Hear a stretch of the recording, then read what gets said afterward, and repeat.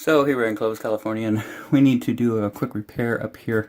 You can see that this fitting coming off of the hot line from the water heater is it's all scaled over and dripping, leaking. Anyways, it created a pretty good stain, and water was dripping through. It looked like it might have been worked on before at some point. Just by the way, it looks like it's tied back together. Anyways, so it's tied in with copper.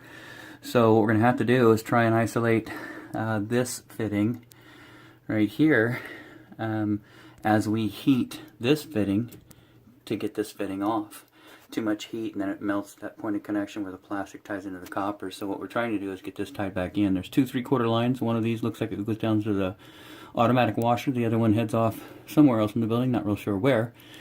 So that 1 by 3/4 by 3/4 copper T, we need to get it off, and then we're going to solder an adapter on that goes from copper to Uponor piping, and then tie everything back in with a plastic T and extend these back in and get it tied back together. So this is the before video. We'll take it when we're done, and that is it.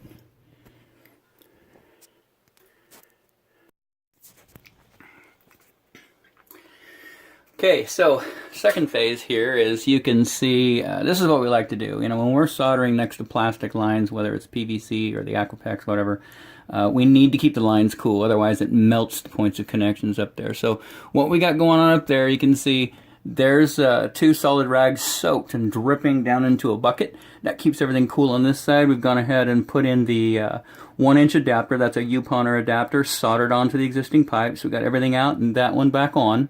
Now it's just a matter of getting in there with the plastic fittings and then the PEX tool and get everything tied back together. When we're done, we'll take another video.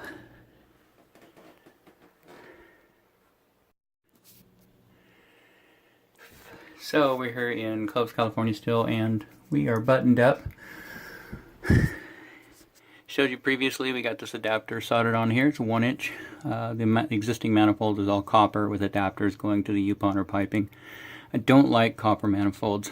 I like the plastic manifolds, but that's what they used to put in. So anyways, cut this all out, and 1-inch sweat by Uponor adapter, a little piece of pipe, and then a 1 by 3/4 by 3/4 Uponor T plastic.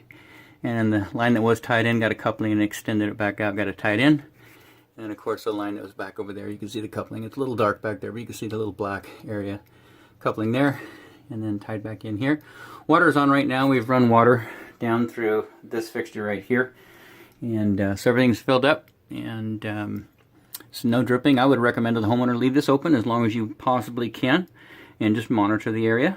As good as we can be as plumbers, everybody makes mistakes, and so you want to check these, make sure nothing develops. So that soldered joint, I want to make sure that doesn't drip. All the joints connecting to the PEX, they're pretty bulletproof, but occasionally things go wrong.